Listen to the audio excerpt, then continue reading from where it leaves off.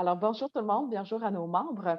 Donc, bienvenue à cette quatrième et dernière conférence avec l'Association des guides. Merci d'avoir participé à ces belles conférences-là. Merci d'avoir participé aux périodes de questions également. Alors, juste avant de présenter notre conférencier d'aujourd'hui, j'ai quelques petits messages à vous faire. Donc, on va prendre tout de suite note que la période de questions pour cette conférence-ci aura lieu le 17 novembre à 19 heures. Donc, vous allez retrouver tous les liens sur Teams comme à l'habitude. Prenez aussi note que les conférences ne sont pas enregistrées. Les conférences sont enregistrées, mais les périodes de questions ne le sont pas. On a décidé de ne pas enregistrer ces périodes de questions-là. Donc, si vous voulez en profiter, vous devez être présent lors de ces périodes de questions-là. Vous pouvez toujours retourner aller voir les formations. S'il y en a une que vous n'avez pas eu le temps de visionner, vous pouvez toujours retourner dans Zoom, dans Teams, désolé, dans la section devoirs ou assignments en anglais. Donc, vous pouvez retrouver vos conférences-là et les réécouter si le cœur vous en dit. Ils sont disponibles là, ils seront disponibles là assez longtemps également. Je voudrais remercier aussi tous les membres qui ont fait leur adhésion en ligne avec Yapla. Merci beaucoup. Donc, merci d'avoir fait renouveler votre adhésion. Super apprécié. On est rendu presque à 80 personnes qui se sont renouvelées après une semaine. Donc, c'est génial. Super, merci beaucoup. Et si jamais vous avez besoin de changer vos informations à l'intérieur même de Yapla, par exemple, votre numéro de téléphone, votre adresse, peu importe, le bottin des guides, si jamais il y a des petites informations là que vous voulez changer, vous êtes autonome là-dedans. C'est quelque chose que vous pouvez aller faire, que vous devez faire vous-même. Donc, vous avez seulement à vous loguer dans votre espace Yapla avec votre courriel et le mot de passe que vous avez choisi au moment de créer votre compte. Donc, vous êtes autonome avec Yapla. Donc, merci bien. Et sans plus tarder, on va aller rejoindre notre conférencier de notre dernière conférence, M. Patrice Groux. Bonjour, M. Groux. Bonjour, comment allez-vous? Bien, merci. Vous également? Oui, oui, Fantastique, oui, ça va bien. fantastique. Super. Alors, aujourd'hui, M. Groux va nous faire une conférence sur les rues de Québec et la passion de l'histoire. J'ai quelques petites informations à vous donner sur M. Groux. Je vais juste retrouver mes infos. Oui, donc M. Groux est historien indépendant, ancien chargé de cours à l'Université Laval et consultant en muséologie et en patrimoine. Il a publié Piège de la mémoire de l'art des Ormeaux, les Amérindiens Inuits en 98, La marche de nos morts illustres, Benjamin Soult, l'histoire et la commémoration en 2008, et en 2020, François-Xavier Garneau, poète, historien et patriote. Au printemps 2021, par deux fois, ce livre de M. Groux s'est retrouvé finaliste tout d'abord au prix du livre politique de l'Assemblée nationale dans la catégorie prix de la présidence et pour le prix de la création littéraire de la ville de Québec, catégorie essai, via le Salon du livre de Québec. Et tout dernièrement, cette publication a voulu à son auteur le titre de lauréat des prix de l'Assemblée nationale du Québec en 2021. Toutes nos félicitations. On voulait quand même le nommer, vous le partager aussi à nos membres. Donc, merci beaucoup d'être présent aujourd'hui pour nous offrir une belle conférence. Ça me fait plaisir. Alors, donc, Ah, je partage l'écran maintenant. oui, je vous laisse prendre tout le contrôle et moi, je vais Bon, revenir à alors, la fin. voilà, je prends le contrôle. D'abord, premièrement, je veux vous remercier de l'invitation. Je voudrais remercier également Mme Myriam Girard, qui est la personne qui a fait cette invitation-là. Je suis très, très honoré d'être parmi vous là, pour pouvoir parler de Garneau. Je vais aborder la question de Garneau, de François-Xavier Garneau, son rôle sur le plan de l'histoire, mais avec un accent particulier sur sa présence à Québec, parce que Garneau est un gars de Québec et il a été présent partout dans la ville. Il a habité dans plusieurs endroits dans la ville. Alors, je vous montrerai à un moment donné un plan qui indiquera tous ces endroits où Garneau a été. Et si vous faites des visites guidées, ben, il n'y a à peu près aucun endroit dans la ville de Québec où vous ne pourrez pas parler de Garneau. Si vous voulez en parler, ben, vous aurez cette occasion-là. Alors, donc, la conférence est vraiment axée sur Garneau dans son milieu. Je vais faire le partage d'écran. Je vais le faire avec un PowerPoint que vous pourrez donc revoir plus en détail occasionnellement. et puis avec surtout des images, parce que ces images-là vont vous montrer également le Québec tel qu'il était à l'époque de Garneau. Alors, je partage l'écran tout de suite. Voilà. Donc, c'est ça. Je vous parle de Garneau comme le notaire, le poète, le journaliste et l'historien dans son milieu. Au fondement de la biographie que j'ai écrite, il y avait cette idée que l'histoire est une science humaine qui ouvre à une interprétation du monde. Vous êtes des interprètes aussi, hein, d'une certaine façon.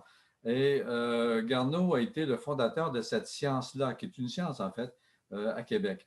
Mais il a lui-même traversé des épreuves en faisant sienne celle de son petit peuple conquis. Et donc, sa propre expérience se relie dans ses œuvres également. Donc, je ne discuterai pas du contenu de l'histoire du Canada dans son évolution, mais je vais essayer de vous faire surtout voir les lieux que Garneau a fréquentés. Alors, on va commencer avec le Faubourg Saint-Jean et avec ses années de formation. Donc, le Faubourg Saint-Jean que vous pouvez voir ici, je vous le souligne, qui est le Faubourg Saint-Jean qu'on a aujourd'hui. C'était une zone qui était habitée par environ 3000 habitants, essentiellement des marchands, des artisans et des ouvriers spécialisés ou sans spécification. Et au moment de la naissance de Garneau, ben, Québec, c'était une agglomération très serrée, hein, comme on peut le voir. Vous aviez le centre-ville, les quartiers Saint-Jean et Saint-Roch. Saint-Louis était très peu peuplé encore. Vous voyez que le réseau des rues est assez limité. Garneau lui-même est né à peu près autour du marché, en fait, ce qui était le marché Berthelot à l'époque, qui est aujourd'hui l'îlot Berthelot. Et ça se conçoit parce que son père était un charretier. Et donc, ce qu'on appellerait aujourd'hui un camionneur. Donc, c'est normal qu'il habite, qu'il se soit installé du côté du marché. On continue avec... ça, c'est pas ça que je voulais faire. Donc, je vais sortir d'ici. Voilà. Et passer à l'image suivante. L'image suivante, c'est le plan relief de Québec que vous connaissez. C'est le quartier donc tel que Garneau l'a connu parce que le plan relief a été fait à l'année précédant la naissance de Garneau. Vous avez ici, bien sûr, le séminaire de Québec qui se trouve à gauche. Vous avez l'église, vous avez la curieuse coupole du marché public qui était fermé à cette époque-là, qui a disparu, qui n'a pas duré très longtemps. Vous avez à l'emplacement de l'hôtel de ville actuel le collège des Jésuites qui avait été transformé par les conquérants en caserne. Alors, donc, ça vous donne une idée du paysage que Garneau a connu. Quand il est né dans le Faubourg Saint-Jean, la première chose que ses parents ont faite, c'était de le faire baptiser à l'église. Donc, ils ont couru le long de la rue Saint-Jean, qu'on voit ici, pour se rendre à l'église pour ce baptême. On continue avec le milieu de naissance de Garneau. Ben, Garneau est né dans ce qu'on appelle une maison du Faubourg. Donc, c'était des petites maisonnettes. Il y en a très peu d'exemplaires encore aujourd'hui, mais en voici un. Et puis, vous avez aussi, il était proche de la rue Saint-Jean et donc de la porte Saint-Jean que vous voyez en bas à gauche de l'écran. Ça, c'est à l'intérieur des murs, là, mais ça vous donne une idée de l'étroitesse des portes de Québec à l'époque qui ne sont pas du tout comme celles que nous avons connues aujourd'hui parce que, bien entendu, ça bloquait la circulation. Donc, on a transformé ces portes-là.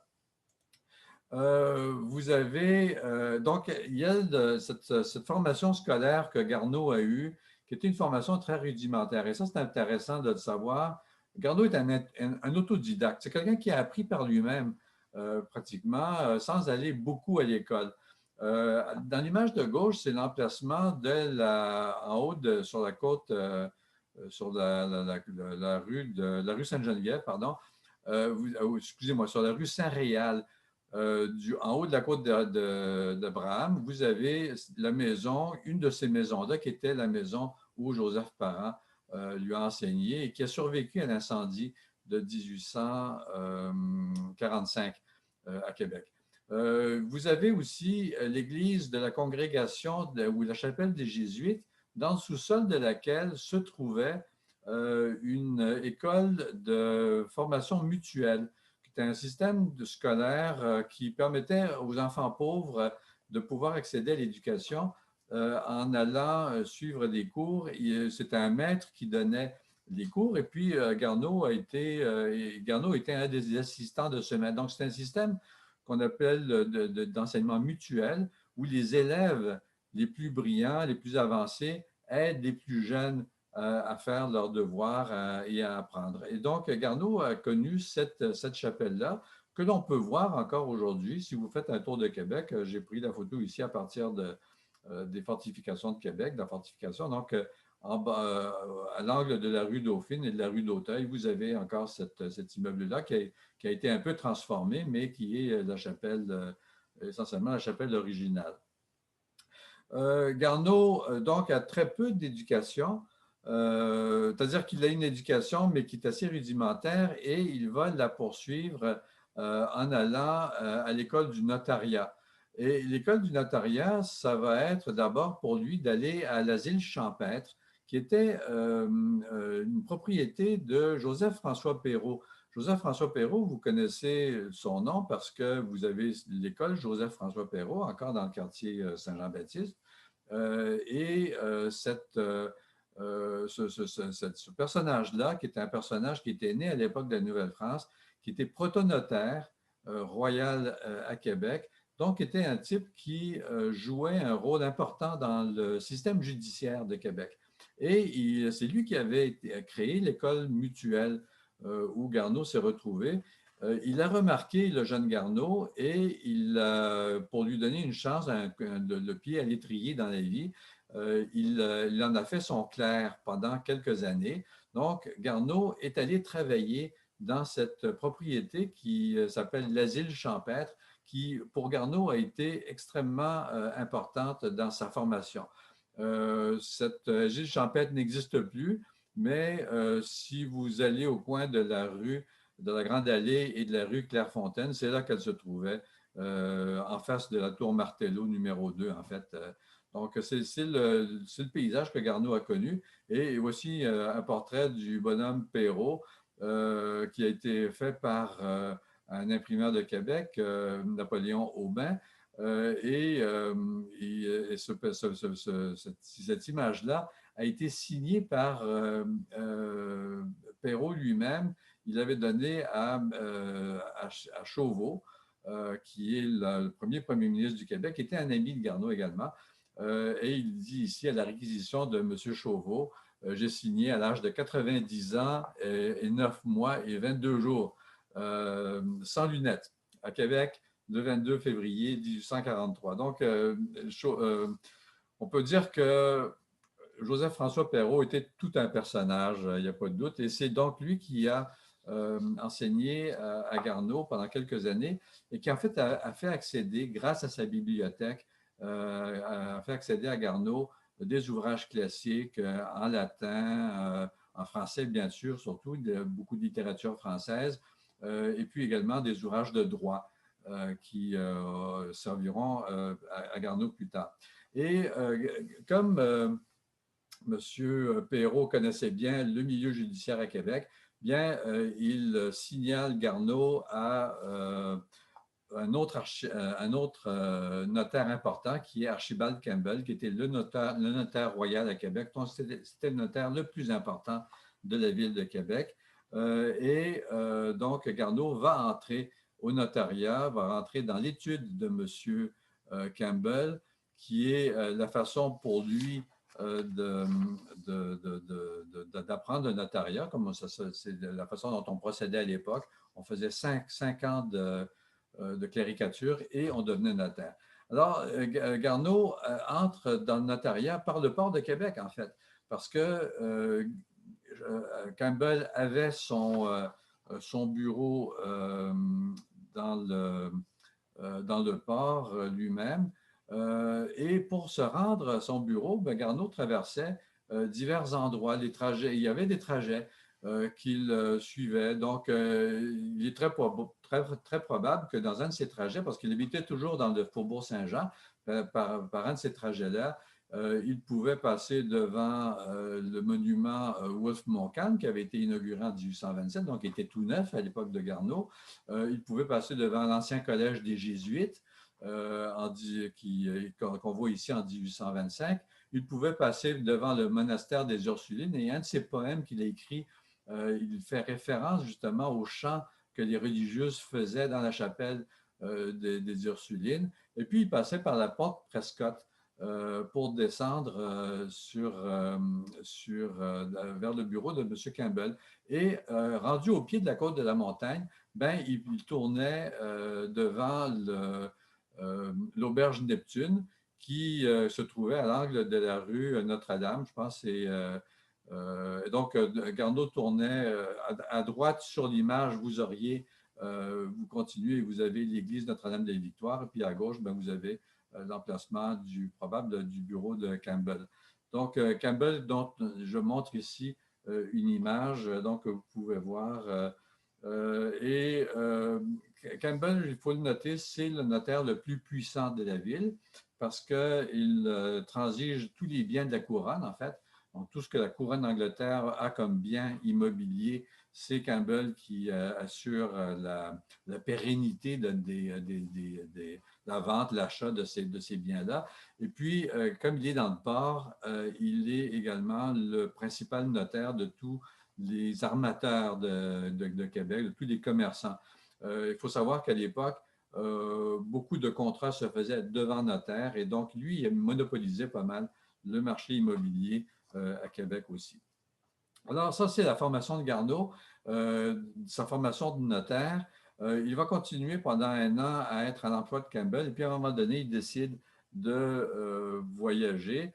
Il avait eu la piqûre du voyage durant sa cléricature et à l'époque, il faut dire que les jeunes gens ne voyageaient pas, hein.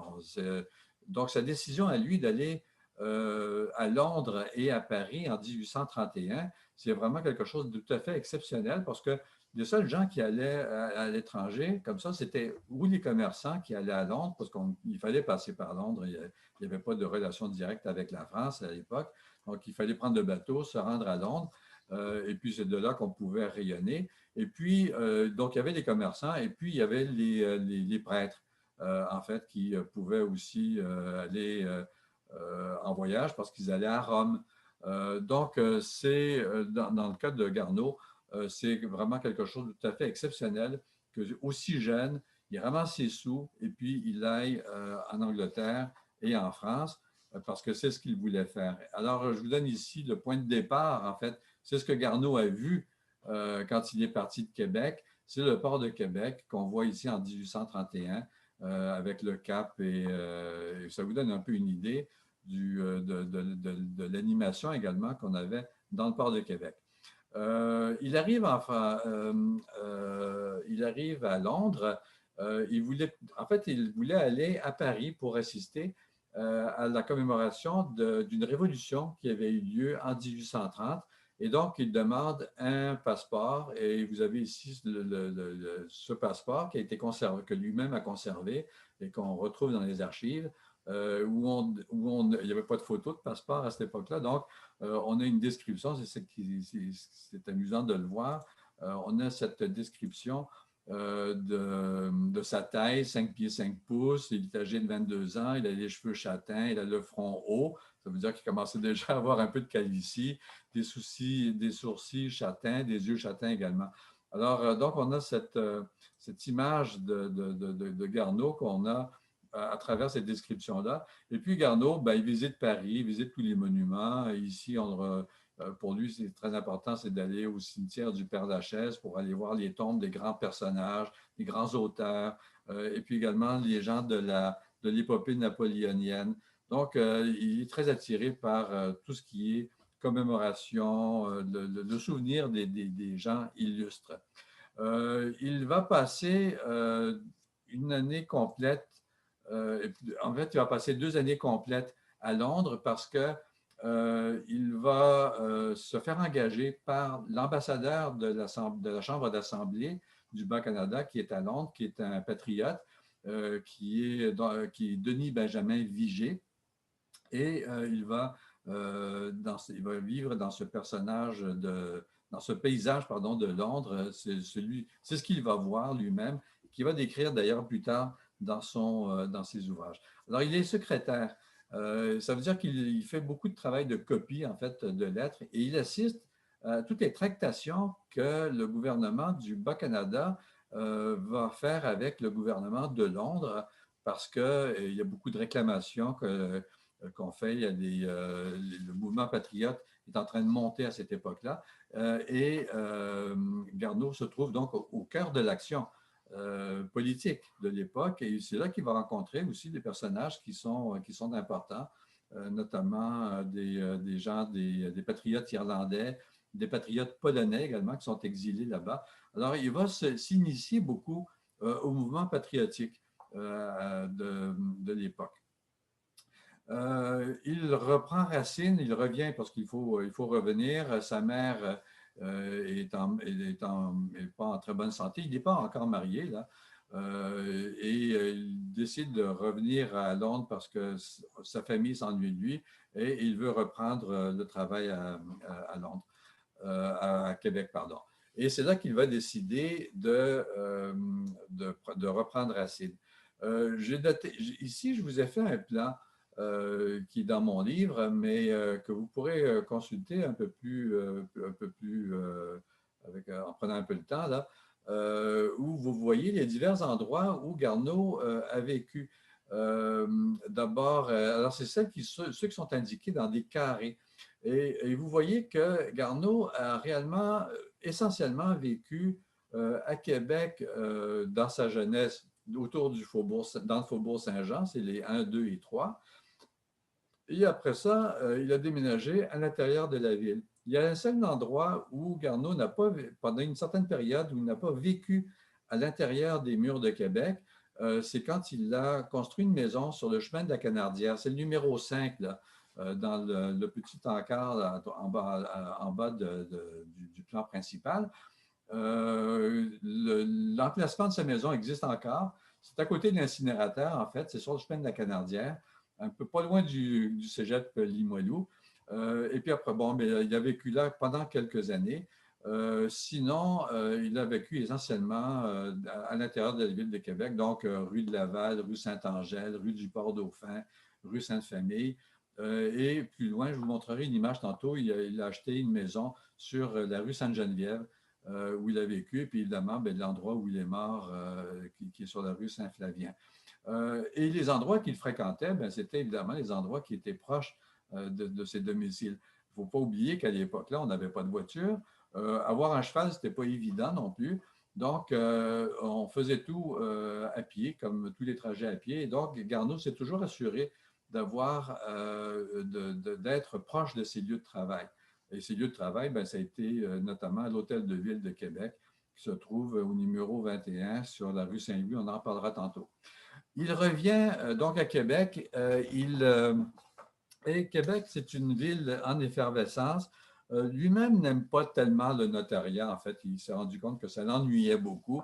Il rêve de faire du journalisme. On lui promet presque une place dans le journal Le Canadien à l'époque, de son ami Étienne Parent. Il publie des poèmes. Et puis, il fonde aussi un petit journal qui, malheureusement, n'a pas assez de lecteurs, mais avec lequel il voulait, qui s'appelle L'Abeille canadienne, avec lequel il voulait éduquer le public. Donc, c'est une espèce d'encyclopédie qu'il publiait chaque semaine avec des articles de différentes provenances, mais toujours dans le but de parler, si vous voyez un peu de sommaire, par exemple, un article sur l'Amérique, un article sur des connaissances utiles, Malesherbes, qui est un auteur, L'aveugle du soldat, qui est un poème, un mémoire sur les habitants de la Nouvelle-Zélande. On venait de découvrir, l'Angleterre venait de découvrir la Nouvelle-Zélande, donc il y a un article qui traite de cette découverte-là, sur les musiques anciennes, enfin bref, toutes sortes de sujets qui pouvaient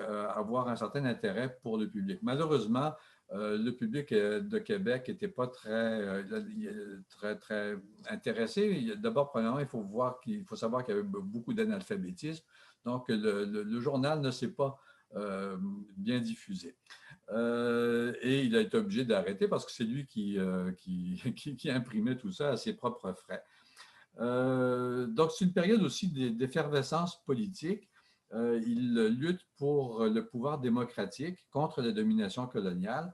Et cette lutte-là va aboutir aux 92 résolutions de la Chambre d'Assemblée qui vont être envoyées à Londres, au Parlement anglais, par l'intermédiaire de Denis Benjamin Vigée, que Garneau connaissait bien. Et en 1835, Garneau, pour qui le notariat ne suffisait pas pour garnir sa bourse, va devenir également traducteur au Parlement, pendant que son ami Étienne Parent est bibliothécaire là-bas. Donc, il va avoir un accès à la bibliothèque du Parlement et il va continuer à parfaire sa propre éducation. C'est un autodidacte et pour lui, c'est important. Il faut, durant cette année-là, 1835 en particulier, c'est là qu'il va songer à s'établir. Donc, il va se marier avec une jeune femme. Ici, elle apparaît vieille parce que c'est une photo qui a été prise en 1860. Donc, elle est déjà assez âgée à cette époque-là. Mais c'était une toute jeune fille, évidemment, quand il l'épouse. Qui s'appelle Esther Bilodeau, dont les parents ont une terre à la Canardière, et c'est pour cette raison-là que Garneau va aller s'établir à la Canardière parce que son beau-père lui réserve un petit lopin de terre pour construire sa maison. Et puis, il va se marier et son ami Étienne Parent, qu'on voit ici en 1948, mais qui était évidemment plus jeune à cette époque-là, son ami Étienne Parent va être témoin à son mariage. Donc, les deux sont très proches l'un de l'autre. Alors, Garneau va construire cette maison à la Canardière. Ici, elle est pas mal décrépite. C'est pas mal dans les dernières années de cette maison-là, mais ça a été pris vers 1900. Mais vous voyez dans l'image de droite la vue que Garneau pouvait avoir du bout de la terre des Bilodeau, la vue qu'il pouvait avoir sur Québec. Ici, c'est pris durant l'hiver. Donc à l'embouchure de la rivière Saint-Charles, vers 1830 ici. Alors, c'est un peu le monde de Garneau tel qu'il l'a connu. Garneau est un patriote, mais c'est un patriote militant, parce qu'il va écrire beaucoup en faveur du Parti patriote, mais c'est un personnage qui est prudent aussi. Il faut qu'il gagne sa vie, il faut qu'il élève sa petite famille qui commence à devenir plus importante. Donc, il y a une grande lutte politique entre le pouvoir et la Chambre d'Assemblée, le pouvoir qui est détenu par le gouverneur. Et c'est une période d'effervescence très importante. Donc, cette période d'effervescence, Garneau va y contribuer en écrivant dans le journal Le Canadien, qui est le journal patriote. J'attire votre attention sur les symboles de ce journal-là qui sont présentés ici. Ces symboles-là sont typiquement les symboles que l'on va retrouver, qui étaient les symboles des Canadiens francophones. Hein. Quand on disait un Canadien à l'époque, c'était un francophone, un Français. Donc, vous avez la feuille d'érable, vous avez le castor. Alors, vous voyez que ce sont des symboles qui étaient très implantés dans notre culture, qui ont été, on pourrait dire, on ne parlerait pas d'appropriation culturelle, mais disons qu'ils ont été partagés par la suite par le Canada anglais. Et puis, vous avez également des symboles du républicanisme, par exemple, avec cette image du bonnet phrygien et des faisceaux qui étaient typiquement ceux de la République française, et puis ces mots union et liberté, et également la devise du Journal Le Canadien, qui était nos institutions, notre langue et nos lois. C'est-à-dire, en fait, le rappel de tout ce qui constituait la spécificité d'être un Canadien. Les Canadiens avaient leurs institutions qui étaient héritées de la Nouvelle-France, Ils avaient leur langue, évidemment, le français. Et les lois, ben, les lois, c'est le droit civil. Et le droit civil, c'était la spécialité précisément de François-Xavier Garneau. Dans ce numéro-là de François-Xavier Garneau, vous avez un poème qui s'appelle Au Canada. On voit déjà son désir, on est en 1837, hein, et il commence à publier des articles sur l'histoire du Canada, mais en fait, ce sont surtout des citations d'autres auteurs anciens. On voit déjà son goût de vouloir servir le pays par l'histoire.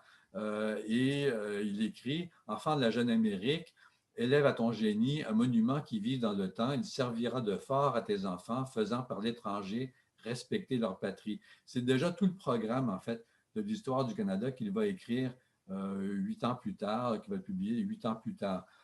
Donc, ce désir d'écrire pour son peuple, ce désir de relever les Canadiens dans leur propre imaginaire et par l'histoire, eh bien, on le voit bien présent dans ce poème-là.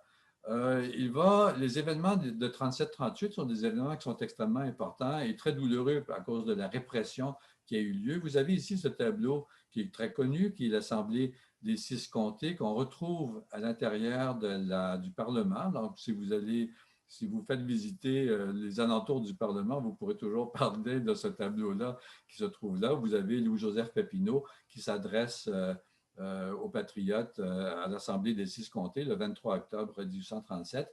Et puis, je vous ai mis ici une image de le gouverneur Gosford à l'époque décide parce qu'il y a une sédition, parce on craint un soulèvement armé. Donc, on va mettre à la tête des dirigeants appris. Et ici, ben, vous avez les 4000 piastres de récompense là, qui sont offertes pour la capture de Louis-Joseph Papineau. Donc, c'est pour cette raison-là que Papineau, à la bataille de Saint-Denis, on lui dit « allez-vous-en, allez aux États-Unis ». Donc, il va fuir aux États-Unis. Il va s'exiler, en fait, pendant plusieurs années à la suite de cette chasse aux patriotes. Il y a beaucoup de chefs patriotes vont s'exiler, comme Papineau. D'autres vont rester. Certains vont être arrêtés. Beaucoup vont être déportés et un certain nombre vont être pendus également par le pouvoir anglais qui est réellement un pouvoir tyrannique là, à partir de cette période-là et pendant longtemps. Garneau, lui, il va continuer il va baisser, mettre la tête entre les épaules, si on veut. Il veut continuer à travailler, puis il ne faut pas oublier qu'il travaille pour la bourgeoisie anglaise, surtout de Québec à cette époque-là. Donc, il va rentrer dans le rang, il va quand même rendre visite à son ami Étienne Parent, qui a été emprisonné, qui se trouve à la prison de Québec, qui est aujourd'hui le Morin College, là, mais c'est une ancienne prison sur la rue Saint-Stanislas. Donc, Garneau va rester à Québec, mais il va faire un profil bas. Et puis, pendant cette période-là, il va s'engager dans 2 banques, donc qui sont des propriétés anglaises aussi. 2 banques dans lesquelles il est engagé parce que c'est un francophone qui connaît bien le milieu des affaires et donc il va être engagé comme, on appelait ça des caissiers à l'époque, mais c'était vraiment un rôle important dans une banque où il y avait 5 employés. Hein. Donc, il était un des rares employés de cette banque-là. Et donc, il s'est retrouvé rue Saint-Pierre, qui est toujours la rue Saint-Pierre d'aujourd'hui, qui était le grand centre des affaires à l'époque et qui l'a été pendant, en fait, assez longtemps.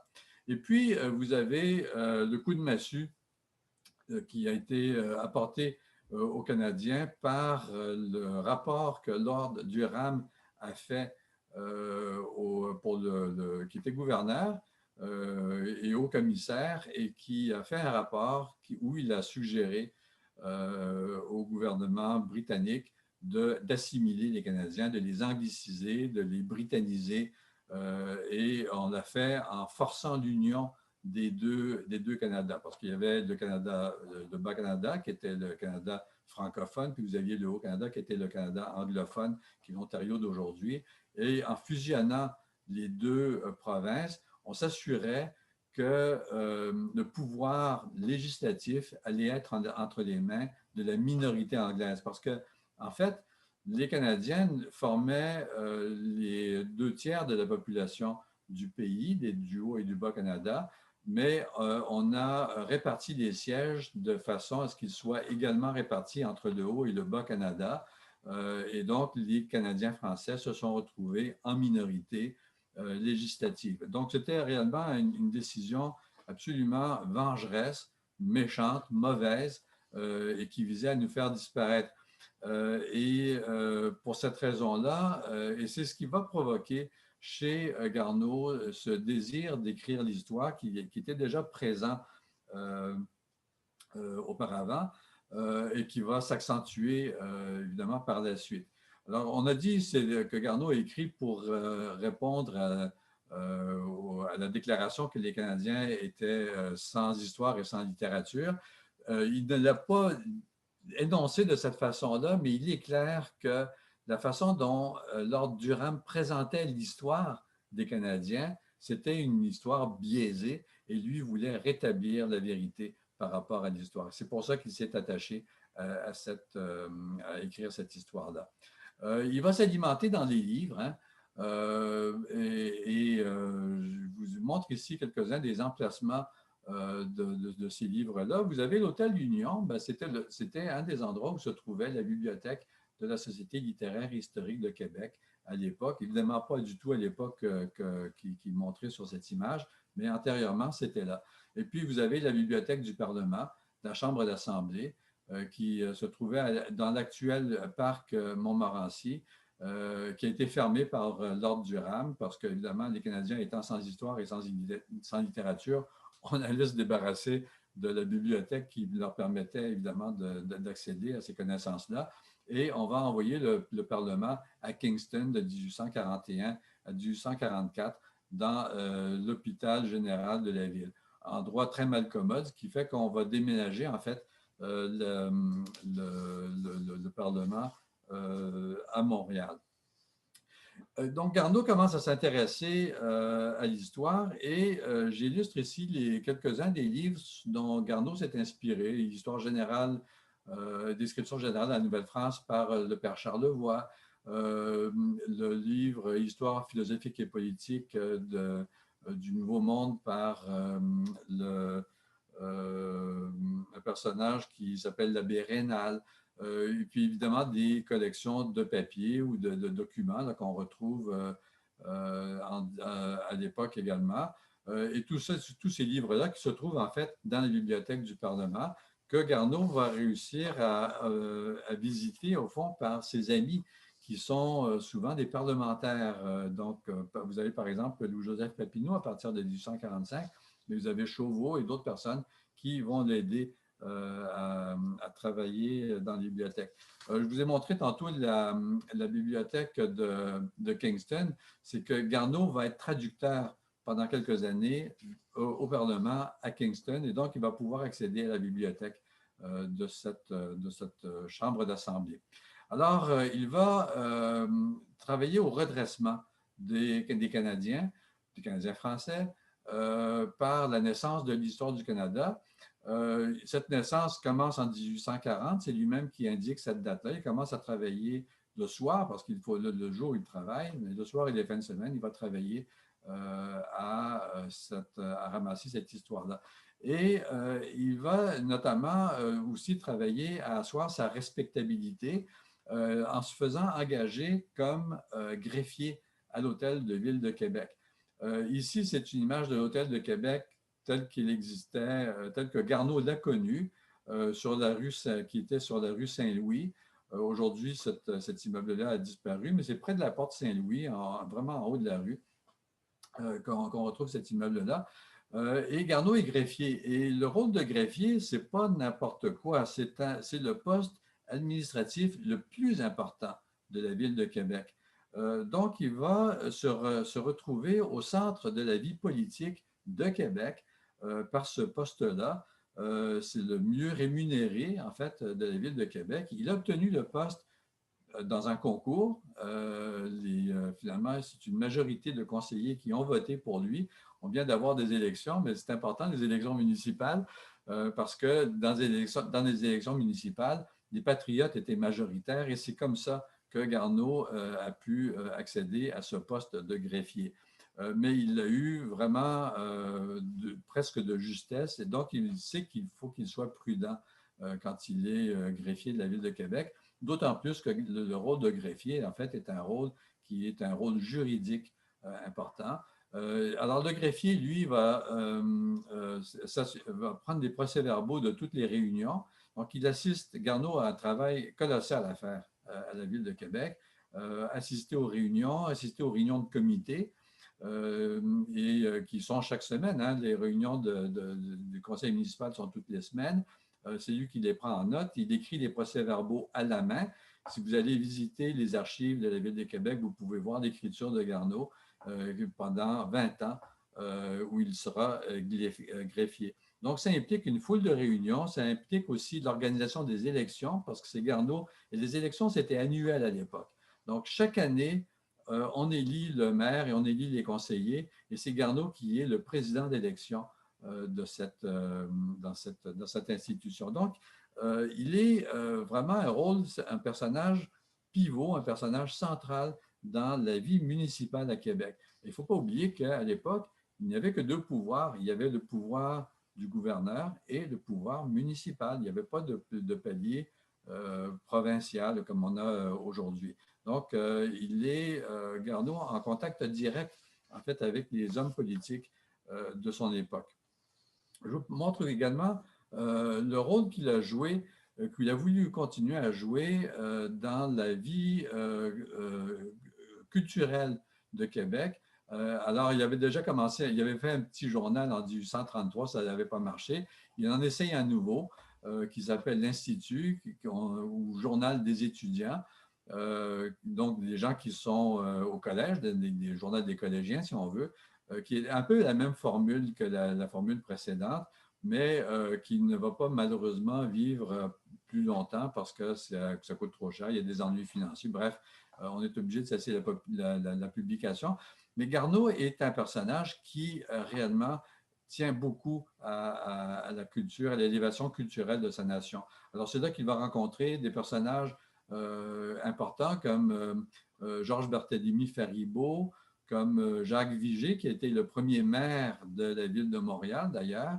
Louis-Joseph Pépineau, vous avez Joseph-Guillaume Barthes, et puis vous avez Edmund O'Callaghan, qui a été le bras droit militaire de Pépineau durant les soulèvements de 1837 et qui, lui, s'est réfugié aux États-Unis, où il va devenir l'archiviste en chef de l'État de New York. Alors, O'Callaghan, je le signale, c'est un personnage qui est très important, en fait, dans la vie de Garneau également, parce que par lui vont transiter un paquet de documents qui n'étaient pas accessibles encore dans le Bas-Canada et qui vont servir d'archives et de documents essentiels pour l'écriture de l'histoire du Canada. Et c'est là qu'en 1845, Garneau va publier son histoire du Canada. Ici, c'est un des ouvrages, c'est une édition originale qui a été signée par André Ouimet, qui était d'ailleurs un député patriote. Et puis, Garneau va publier en 1845, en 1846 et en 1848 les premières éditions de cet ouvrage-là. Il dit tout de suite dans son discours préliminaire que l'histoire est une science analytique rigoureuse. Non seulement les faits, mais leurs causes veulent être indiquées avec discernement et précision. Et cette révolution dans l'art d'apprécier les événements est le fruit incontestable des progrès de l'esprit humain et de la liberté politique. Et tout ça, ça nous indique tout de suite que Garneau écrit l'histoire dans le but de faire valoir les droits et libertés des Canadiens. Il l'écrit d'un point de vue canadien, c'est-à-dire qu'il veut rétablir la place des Canadiens dans l'histoire, mais il écrit également d'un point de vue scientifique, c'est-à-dire que la science historique, c'est quelque chose de nouveau qui n'existait pas à l'époque, tel qu'on le connaît aujourd'hui. Et lui va être le fondateur, en fait, de cette science-là dans notre pays. 1845, par contre, c'est aussi une époque de grand malheur à Québec. Par chance, Garneau ne serait épargné par ces deux grands incendies majeurs qui rasent le faubourg Saint-Jean et le faubourg Saint-Roch. Alors, la maison de Garneau, sa maison natale, excusez-moi, va disparaître à cette époque-là. Et puis, ben, c'est probablement l'image que vous voyez à droite de l'incendie du faubourg Saint-Roch, c'est probablement l'image que Garneau pouvait en avoir quand il était au bout de la terre Bilodeau, là, quand il habitait à la Canardière. Donc, ce sont des événements tragiques là, pour la ville de Québec, qui est en fait, dont les 2 tiers de la ville sont rasés. Et les 2 tiers des habitants vont se retrouver réfugiés, en fait, dans d'autres familles dans la ville de Québec. Alors, il y a une période, la période suivante de la vie de Garneau, à partir de 1847. C'est une période qui va être difficile pour lui, notamment l'année 1847, parce que d'abord, il a une santé fragile. C'est un épileptique. Donc, il doit se ménager, il doit faire attention. On a découvert cette maladie-là en 1840, où il est tombé d'une crise. On croyait que c'était de l'apoplexie, mais en réalité, c'est de l'épilepsie. Et c'est une maladie qui est aussi pas très bien vue, hein. On pense toujours que les épileptiques, on ne sait jamais quand ils vont tomber en crise et ainsi de suite. Lui, c'est une forme d'épilepsie qui n'est pas très prononcée. Il ne tombe pas en syncope tout le temps, mais ça va l'obliger à faire attention à sa santé et son docteur va beaucoup insister là-dessus. Mais il y a un autre problème qu'il a, c'est qu'en 1847, il va tomber malade parce qu'il y a le choléra qui court à Québec et Garneau va donc attraper le choléra. Il va être obligé de quitter son travail pendant un bout de temps et d'avoir un remplaçant qu'il paye avec son propre salaire. Donc, au fond, il ne lui restera pas grand-chose pour vivre. Et il va se réfugier à la Canardière pour faire sa convalescence.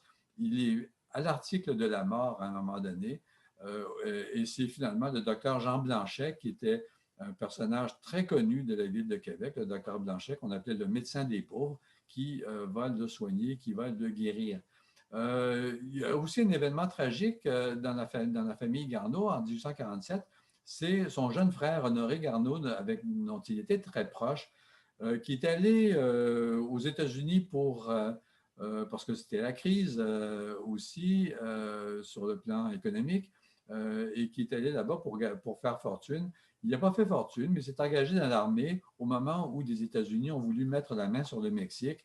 Et donc, il a participé aux opérations au Mexique, mais il est décédé là de maladie également. Donc, alors, Garneau apprend ce décès-là, qui est pour lui, est important. Et c'est lui probablement qui a fait ce dessin, ce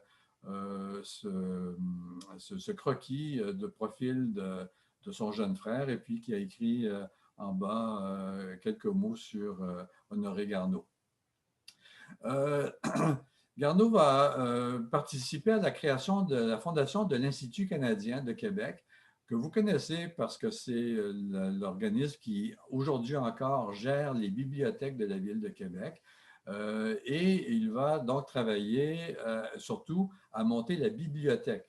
Garneau a toujours été un homme de livres et pour lui, ce qui est important, c'est que les Canadiens puissent accéder aux livres et l'Institut canadien, son rôle, c'est essentiellement ce rôle de bibliothèque qu'il va jouer. La première bibliothèque dans laquelle Garneau va s'investir se trouve à l'emplacement d'un îlot qui a aujourd'hui disparu, qui était la maison Simard, qui se trouvait au sommet de la côte de la montagne. Et en fait, c'est l'îlot sur lequel a été construit le monument Laval, en face du bureau de poste. Donc, les deux images en gauche, c'est cet îlot-là qui est pris par le nord et par le sud à côté de l'escalier. Et puis ensuite, vous allez avoir un déménagement de cette bibliothèque-là qui va se retrouver rue Saint-Jean, à l'emplacement de l'ancien magasin Bedeau. Donc, il va se retrouver dans les étages supérieurs. Alors, Garneau a connu, au fond, ces lieux-là. Il va continuer à publier son histoire et il va recevoir de l'aide. Lui, il fait tout ça à compte d'auteur. Hein. Quand il publie l'histoire, il l'écrit. Il l'a fait imprimer par son ami Napoléon Aubin, pardon, sur la rue Couillard à Québec. Il paye les caractères d'imprimerie pour Aubin. Il paye le papier, il achète tout ça, et c'est vraiment à ses frais que l'ouvrage est produit, et c'est lui qui assure la distribution et la vente. C'est vraiment un travail colossal, et on peut dire que vraiment l'auteur est tout à fait investi dans son œuvre de ce point de vue-là. Aujourd'hui, évidemment, on marche avec des éditeurs, mais ce n'était pas comme ça à l'époque. Et donc, comme il fait tout ça à compte d'auteur, ben, ça lui coûte cher. Il ne vend pas suffisamment pour faire ses frais. Et donc, il demande de l'aide des parlementaires. Ces parlementaires-là, ben, c'est par exemple Augustin Norbert Morin, c'est Louis-Polyte Lafontaine en bas sur l'image. Et puis, c'est Joseph Cochon, qui a été maire de Québec et qui a été d'un grand soutien pour Garneau pendant longtemps. Par contre, il y a un désastre encore à la bibliothèque du Parlement qui est brûlé en 1849 par une émeute organisée par les conservateurs. C'est des anti-Canadiens, en fait, vraiment, qui étaient fâchés contre le fait que les Canadiens avaient la majorité au Parlement. Et donc, à ce moment-là, ils vont brûler l'édifice et brûler le Parlement à Montréal, ce qui va en fait sceller la fin de la capitale à Montréal.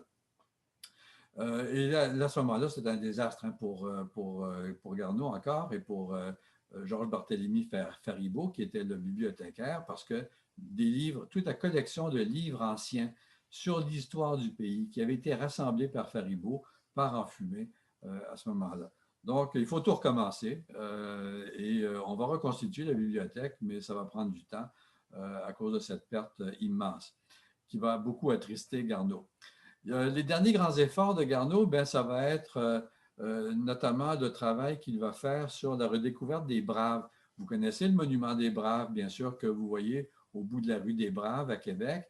Eh bien, c'est Garneau qui a été un des principaux initiateurs de la construction de ce monument-là, parce qu'il avait écrit, en fait, des pages vraiment éblouissantes sur la bataille de Sainte-Foy. La bataille de Sainte-Foy qui avait été la dernière grande bataille livrée en Nouvelle-France et qui avait été une victoire des Français sur les Anglais qui étaient à ce moment-là en garnison dans la ville de Québec après la bataille des Plaines d'Abraham. Et donc, cette bataille-là, Garneau en avait fait un portrait dans son livre. Et ce portrait-là, bien, vous le voyez à gauche, c'est le tableau que Joseph Légaré, qui était lui aussi un patriote, qui l'a peint et qu'on connaît encore aujourd'hui et qui reproduit les divers événements de la bataille. Et puis, vous avez une grande opération commémorative qui va se faire en 1854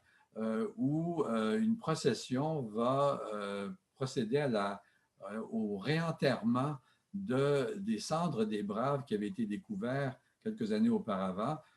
Il y a un grand convoi funéraire qui va se déplacer de la cathédrale de Québec jusqu'à l'emplacement du monument des Braves. Et vous avez Garneau, évidemment, on ne peut pas le reconnaître ici, mais qui est un des personnages qui se trouve aux côtés du char allégorique. Alors, c'est également un moment important pour Garneau parce que c'est un moment de recueillement, mais également un moment de commémoration des gloires militaires de la Nouvelle-France. Et puis, vous avez à droite une image du projet de monument qui est évidemment aujourd'hui différent de ce qui était projeté à l'époque, mais qu'on avait commencé à esquisser à ce moment-là, en 1855. Alors, le monument, lui, va être construit de 55 à 1863 c'est celui que vous voyez encore aujourd'hui. Garneau n'arrête pas d'avoir des projets et il va continuer de vouloir tenir sa place parce qu'il a un rôle important dans la ville de Québec et il va acheter cette maison de la rue Sainte-Geneviève, qui est une résidence de prestige qui va lui coûter cher, mais qui lui permet d'être très présent dans les villes de Québec. Elle est coincée entre deux immeubles qui sont une auberge aujourd'hui. Et puis à droite, vous avez la maison Tétu, qui est une maison très célèbre également de Québec. Alors, si on fait abstraction là, des sacs poubelles, c'est à peu près l'image de la maison que Garneau occupait sur les 3 étages. Pourquoi il achète cette maison-là? Bien, c'est parce que sa famille va s'agrandir.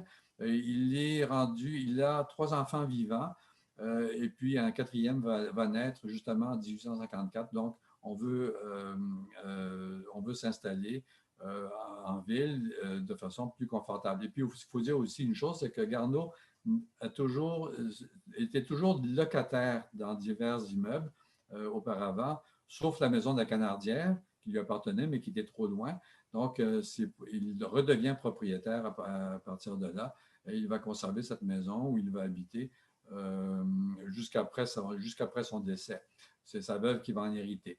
Et puis, durant ces années-là, de 54-55, Garneau va également vouloir se rappeler à la mémoire de ses concitoyens en écrivant ce voyage en Angleterre et en France, qui est un document très intéressant, très important, qui décrit en fait le voyage qu'il a fait aux divers endroits.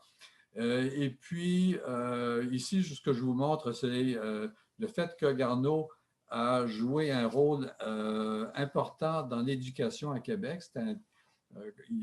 Pour lui, les bibliothèques étaient importantes, mais également tout le travail d'éducation que son ami Pierre-Joseph Olivier Chauveau, qui était à gauche sur l'image, Pierre-Joseph Olivier Chauveau, qui était surintendant, une espèce de ministre de l'Éducation à l'époque, qui a constitué tout le système scolaire à l'époque, qui a également mis sur pied des écoles normales, donc où on enseigne à des enseignants, des futurs enseignants.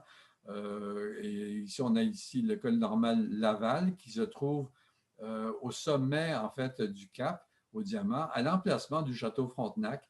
Vous voyez un peu en arrière, derrière le monument Wolfe Montcalm.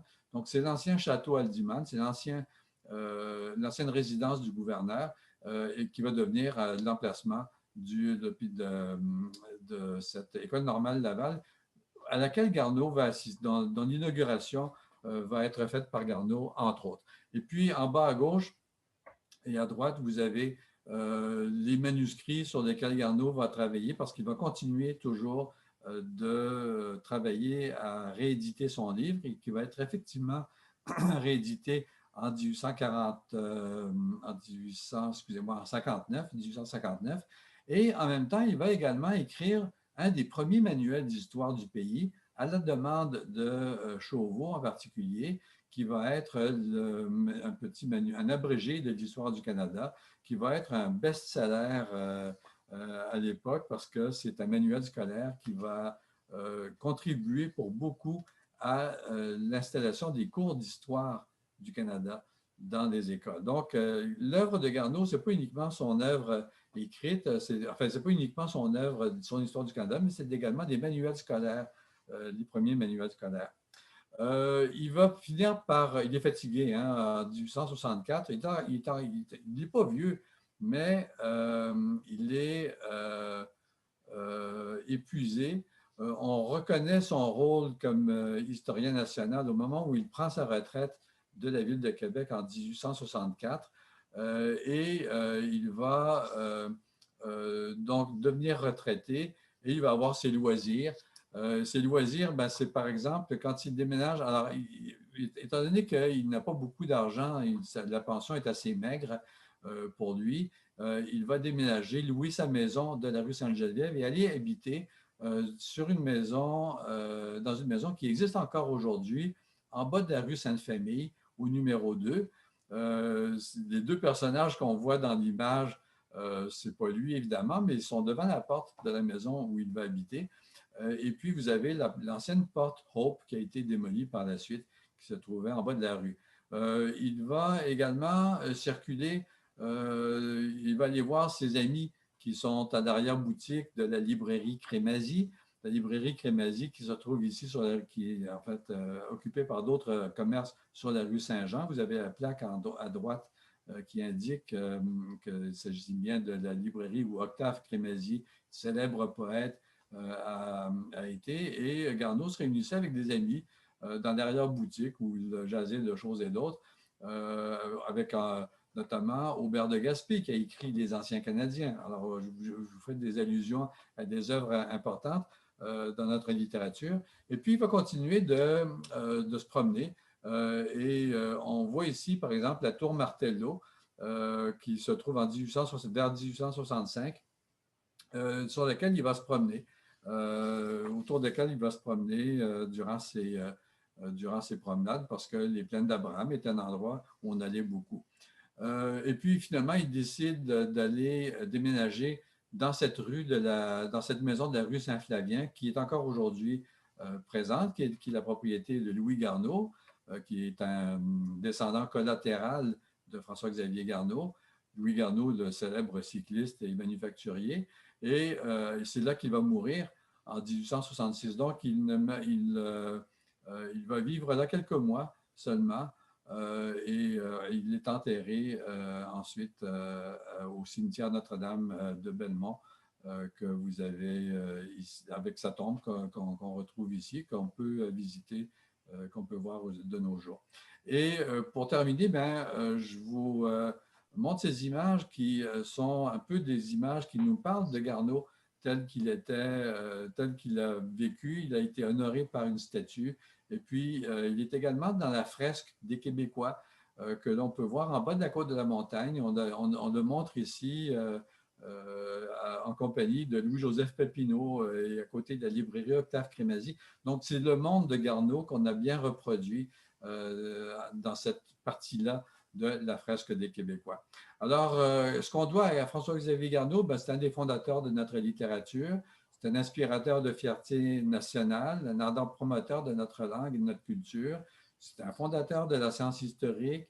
Il a reconstitué une mémoire et une recherche de vérité. Il a participé à une communauté de savants et il a travaillé beaucoup à la diffusion de l'histoire. Donc, c'est un personnage qui est réellement central dans notre culture, dans notre vie.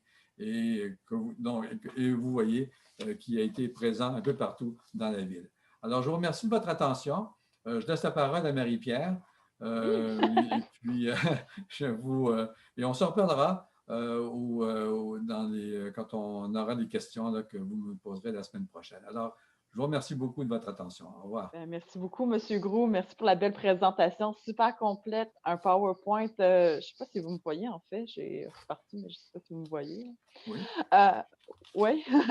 Oui. Alors, OK. Donc, merci vraiment, vraiment.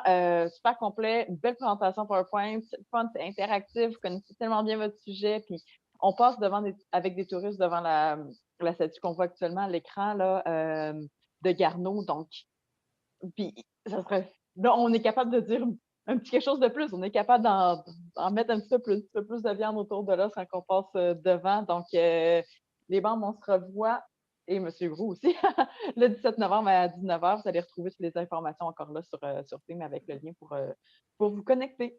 Donc, merci beaucoup. Au revoir. Merci, au revoir.